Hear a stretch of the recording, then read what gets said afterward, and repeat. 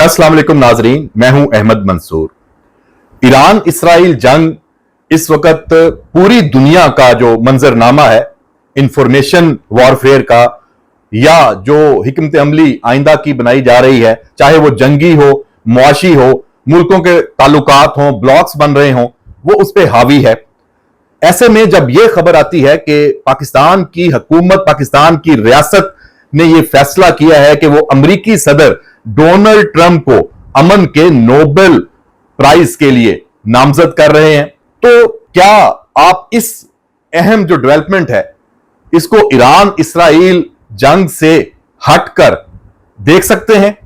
क्या इसको सिर्फ पाक भारत जो जंग हुई 10 मई, जो पाकिस्तान ने भारत को एक तारीखी शिकस्त दी, क्या सिर्फ उसी तनाजर में देखा जा सकता है कि सदर ट्रंप ने वो जंग बंद कराई है?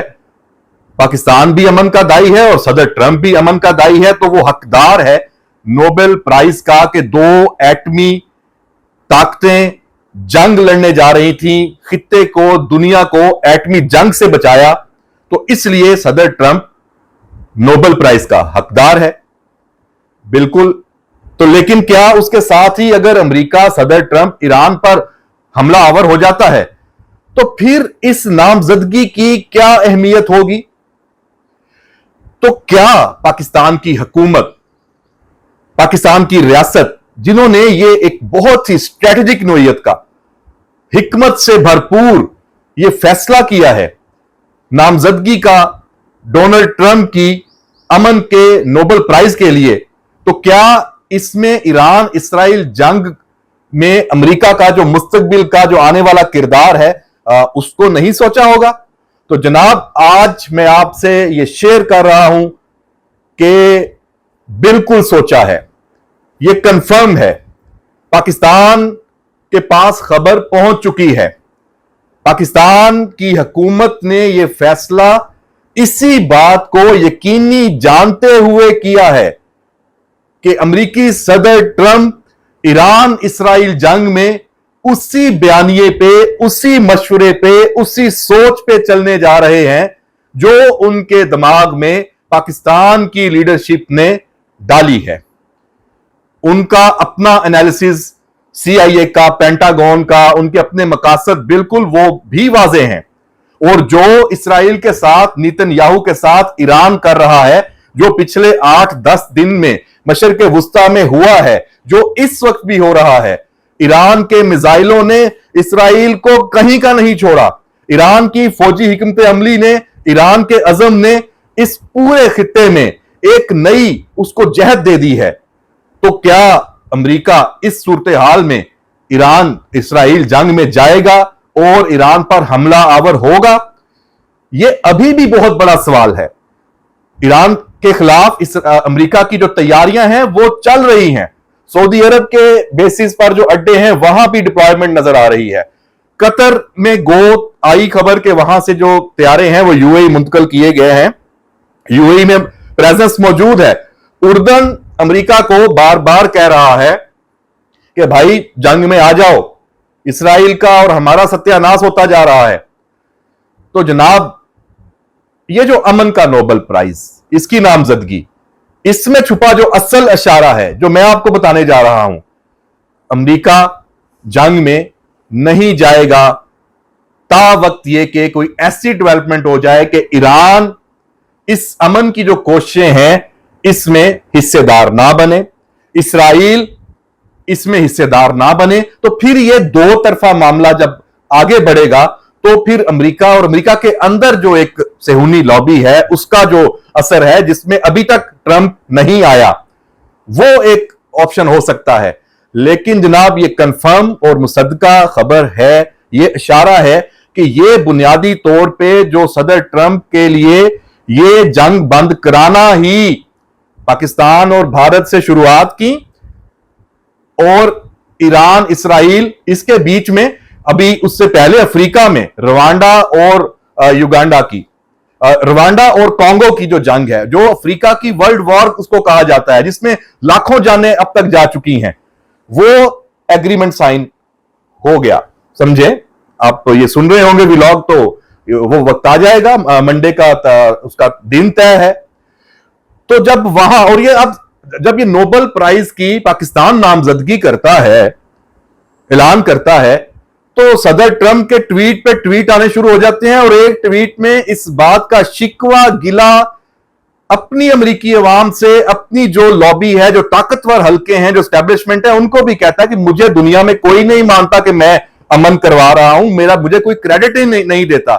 तो जनाब, ये क्रेडिट भी फील्ड मार्शल सैयद आसम मुनीर की क्यादत में पाकिस्तान ने, वजीर आजम शहबाज शरीफ की क्यादत में पाकिस्तान ने ये ले लिया है। जिसका क्रेडिट था उसको सौंप दिया है।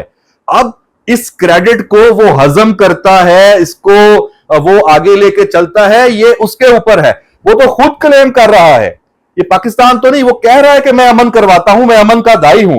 तो जो पाकिस्तान के अंदर जिन्होंने ये शोर शराबा शुरू कर रखा है कि जनाब ये पाकिस्तान ने ऐसा कर दिया तो इसका ये नतीजा निकलेगा, और यहां पे ये हो गया, और जो जो आप कह सकते हैं, और ये वही लोग हैं जिनको तकलीफ है, और जिनको तकलीफ है उनके ताने बाने जाके सरहद पार इंडिया से मिले हुए हैं। वहां से जो बयानिया आता है वो यहां पे ये अनासर उसको प्रमोट करते हैं। तो उनकी तो ना पहले कोई वुकत थी ना अब रहेगी। असल बात क्या है? असल बात यह है कि इसराइल का जो नेतन्याहू है उसने जो गलतियां इस ईरान जंग में की हैं, और उसका जो नतीजा है, हशर है, वो मोदी जैसा होने जा रहा है। मोदी का क्या हशर हुआ है?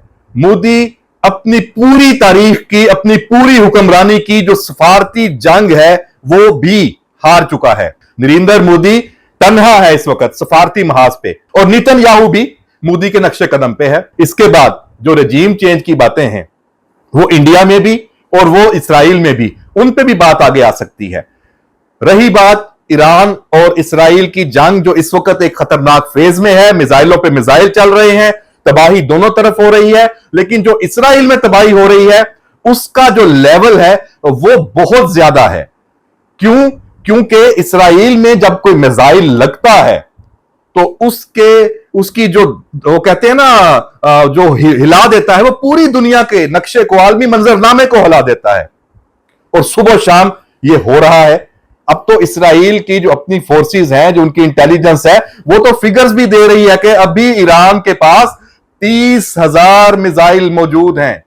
आप तो अभी सिर्फ 1,000 मिसाइल हैं, वो उनका सामना किया है, तो ये हालत हो गई है।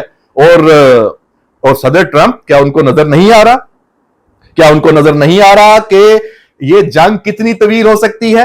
और जो ब्रीफिंग व्हाइट हाउस में पाकिस्तान की मिलिट्री एस्टैब्लिशमेंट ने, फील्ड मार्शल सैयद आसम मुनीर ने, पाकिस्तान के मशीर कौमी सलामती ने वहां पे पेश की है, उन्हें बताया है और उन्हें दिखाया है, और आर्टिफिशियल इंटेलिजेंस ने भी सदर ट्रंप को और अमेरिकी एस्टैब्लिशमेंट को यह दिखा दिया है कि यह जंग कितनी तवील होगी, इसका इंपैक्ट क्या होगा। और ईरान के अंदर आप अगर चले जाते हैं, अव्वल तो फौजी लिहाज से आप फौज वहां नहीं उतार सकते, बहुत इस वक्त तो वो बहुत ही आउट ऑफ क्वेश्चन है। अब तो आप सिर्फ एक काम रह गया है फेस सेविंग के लिए, कि जो जोहरी प्लांट है उनको सिर्फ तबाह करने का। अब वो भी अपना काम है, या हमले तो करके देख लिए, तो और क्या ऑप्शन है? रजीम चेंज का वो भी मुमकिन नहीं है, क्योंकि पूरी दुनिया ईरान के साथ खड़ी है, और ईरान की लीडरशिप ने दिखा दिया है कि एक के बाद एक के बाद एक, उधर कोई कमी नहीं है, वहां निजाम बहुत मजबूत है, कोई बगावत के आसार नहीं है। कल जो इज्तिमा हुआ है बहुत बड़ा, वो भी सबने देखा है।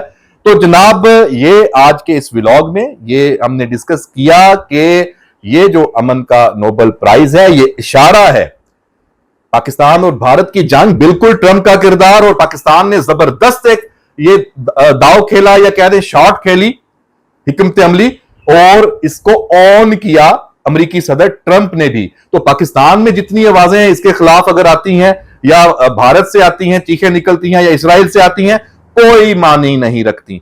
और अमेरिका या सदर ट्रंप कोई भी मुस्तकबिल का फैसला करता है तो आप उसको इस हवाले से नहीं देख सकते कि पाकिस्तान ने तो ये किया था तो इन्होंने अब ये कहा। हालात तो बदलते रहते हैं, फैसले भी बदलते रहते हैं, लेकिन पाकिस्तान ने अपना जो आलमी किरदार है वो मनवा लिया है, और अब आपको सदर ट्रंप पाकिस्तान में जरूर नजर आएंगे। तो जनाब ये एक बहुत अच्छी डेवलपमेंट है पाकिस्तानियों के लिए, हमारे लिए बहुत अच्छी खबर है। पाकिस्तान ट्रेड करेगा, पाकिस्तान जंग नहीं करेगा, पाकिस्तान में कारोबार होगा, पाकिस्तान में ये जो फितना और फसाद नहीं होगा।